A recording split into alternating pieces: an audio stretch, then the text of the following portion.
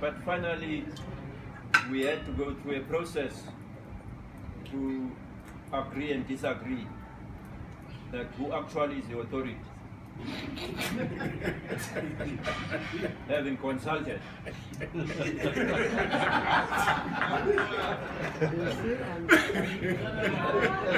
That was quite clear. Hence, now I'll be leaving on Sunday. The flight is 10:10, landing at 1 on the other end. I did receive my marching orders from New York, which is my headquarters. From the New York perspective, at a strategic level of the mission, in terms of the UN and the government of the Democratic Republic of the Congo, there is a gap. Now they say we want you to assist to close the gap. Now this is at a political level. Then they also say, now if you move down, you go to the military strategic level, there's also a gap between the UN military and the host country military. And we cannot succeed in whatever objective we've set ourselves if we don't come closer. Now then, they recommend that I should be based in Kinshasa. That's their recommendation. But then some of the guys who are on the ground, they've checked that on the ground there seems to be no military operations going on at an operational critical level. And they believe that there is no move. And they have the view that I should be going towards the east, that's Goma, to make sure that there's influence. Well, you can then make your own guess where my headquarters is going to be. I won't tell you because it's not yet decided, but this is what now one is picking up.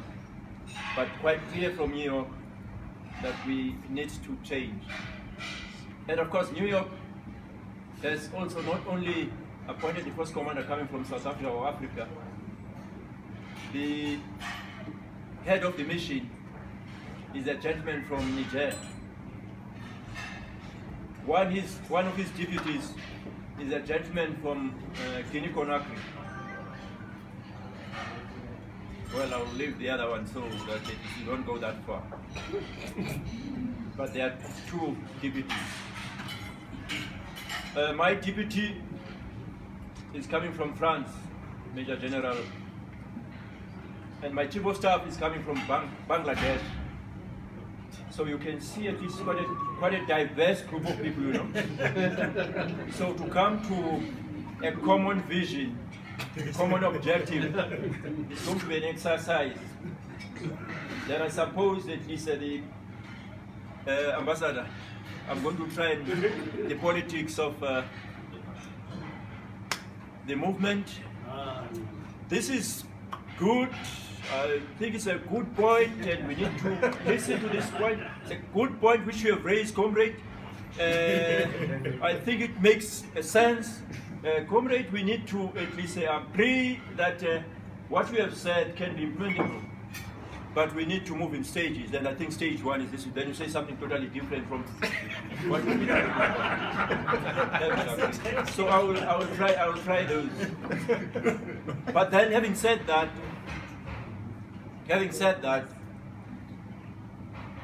we need also to understand whose land is this, whose country is this.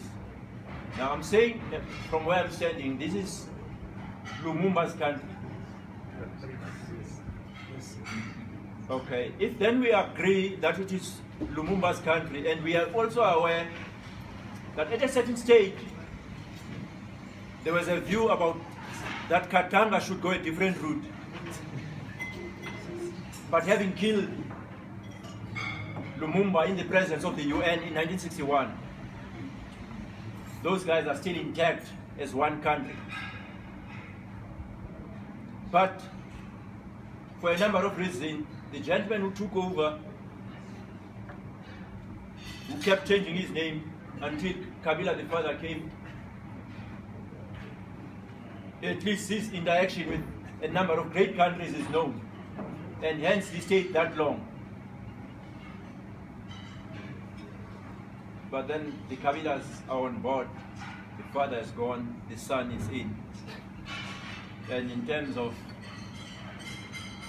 I'm not quite sure about how we came about with this two-term thing, you know.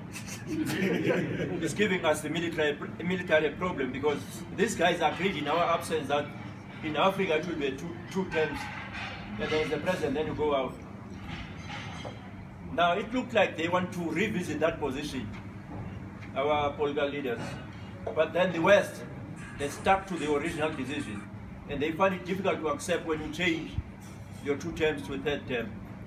And now this is a case in point. Also, Kabila's term of office come November is supposed to come to an end, and we're supposed to have elections. The question is, will he really allow us to go for elections? Is that what you want? I don't know. So, Ambassador, I'll be waiting for direction from your side. I've got my orders from you. What is it that, from South African perspective, do we want elections, or we want a little bit of stability? Can we prolong this stay and use other terms? I don't know. But at least I need that guidance from you, My Excellency, before I leave. Now, then if you look at that,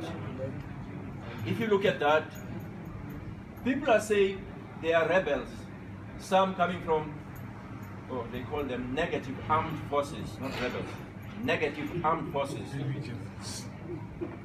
Now, about 3 or 4 of them are foreign. One is coming from Uganda, one is coming from Rwanda, one is coming from Burundi. They've been there for more than 20 years. And we go in, you deal with this, it just changes the name, and it mushrooms something different from the name you have dealt with in the past. Now, I'm mentioning this for your good selves, Baba Hamilton, I'm mentioning this for your good selves. There's a view which says, whatever is happening in the Congo, first, the country itself, the better part of Europe can go in.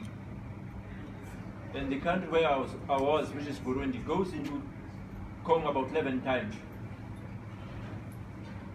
And I'm told that in terms of resources, the better part of Southern Africa can benefit out of that. Now the question is, what is it that your good self, you think you can put into place, reduce the level of conflict among the people there, and make sure that they do what is expected of good people? Not only benefit themselves, they can feed the rest of their neighbors in the East, and they can accommodate quite a number of us in terms of the resources they have if it comes to energy.